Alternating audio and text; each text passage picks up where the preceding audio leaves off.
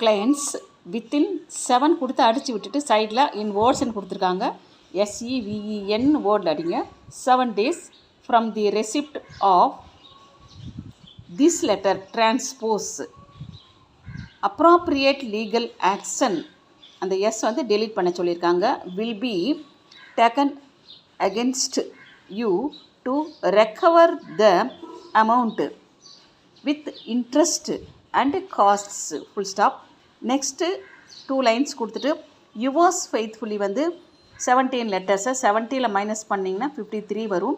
அதே மாதிரி கீழே விஜயகுமார் அந்த லெட்ரு வந்து 16 இருக்குது.